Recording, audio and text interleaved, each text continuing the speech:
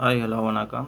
இன்றைக்கு புதிய ஜனாதிபதி அனுரகுமார் திசாநாயக்க அவர்கள் பதவியேற்பு வைபவம் நடைபெற்று கொண்டிருக்கின்றது. அதோட இன்னும் பல தகவல்கள், நிறைய தகவல்கள் இப்போ வந்து கொண்டிருக்குது. அடுத்த ஆறு பிரதமர் ரெண்டு கேட்டிங்கன்னு சொன்னால், ஒரு பெண் ஒரு ஆள் பிரதமராக கருணி என்ற பெண் தான் இனி இலங்கை பிரதமராக பதவியேற்க போகிறார். அதே நேரம் இன்னொரு விடயம் முதல் முறையாக இலங்கை வரலாற்றிலே ஒரு தமிழன் அதுவும் மலையக தமிழர்கள் தொழில்துறை அமைச்சராக பதவியேற்றிருக்கிறார். இதுதான் முதல் தடவை. அவருக்கும் வாழ்த்துக்கள். இப்படி நிறைய மாற்றங்கள் நடந்து கொண்டிருக்குது. அடுத்தடுத்த யார் என்னென்ன பதவி ஏற்க போனோம் இனித்தான் நியூஸ்கள் வந்து கொண்டிருக்கும். இங்கே தொடர்ந்து இணைஞ்சிருங்கோ. இப்படி ஒரு சம்பவம் நடைபெற்று கொண்டிருக்குது. ஒரு பெண் பிரதமர் தான் இன்றைக்கு பதவி ஏற்க போகிறார். பிரதமராக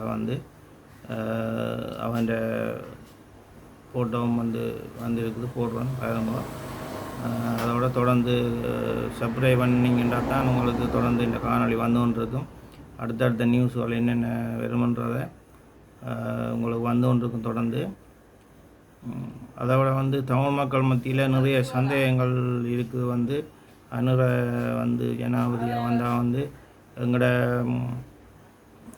வழிபாட்டு தலங்கள், எங்களோட மத இதுகள் எல்லாம் என்ன மாதிரி போகும்ன்ற ஒரு கேள்விக்குறி ஒன்று இருக்குது. அதுக்கும் ஜனாதிபதி விளக்கம் அளிச்சிருக்கார். அதையெல்லாம் தாங்கள் மதித்து எல்லா இனத்தையும் ஒற்றுமையாக கொண்டு தான் இந்த நாட்டை முன்னோக்கி கொண்டு செல்லணுமன்றதை அவர் கூறியிருக்கிறார். அதோட இன்னொரு விடயம் ஒரு கருத்தொண்டு போய் கொண்டு மக்களோட பணத்தை அரசாங்கம் எடுக்க போன்ற மாதிரி ஒரு கதை ஒன்று வடிவட்டு கொண்டு இருக்கிறது. அதுக்கு அவர் விளக்கம் கொடுத்துருக்க என்ன மாதிரின்னு சொன்னால், அது மக்களின் பணம் இல்லை. மக்களிடமிருந்து பெரிய பெரிய முதலாளிமார் சூறையாடி பெற்றுக்கொண்டு வச்சிருக்கிற பணங்களை தான் தாங்கள் கையகப்படுத்த போகிறோம் என்றும், மக்களின் பணத்தில் அப்படி செய்கிறதுக்கு தாங்கள் அப்படியான ஒரு நடவடிக்கை இல்லை என்றும், அதோட வங்கிகளில் இருக்கிற பணங்களுக்கு என்ன மாதிரியாக தொடர்ந்து வைப்பில் இருத்தி கொள்ளையுமான்றது கேட்டதுக்கு அதில் எந்த வித பிரச்சனையும் இல்லை. அது சம்மந்தமாக நாங்கள் எந்த நடவடிக்கைகளும் எடுக்கல. அதை பற்றி மக்கள் யோசிக்க வேண்டாம் நிறைய கருத்துக்களை ஜனாதிபதி சொல்லியிருக்கார்.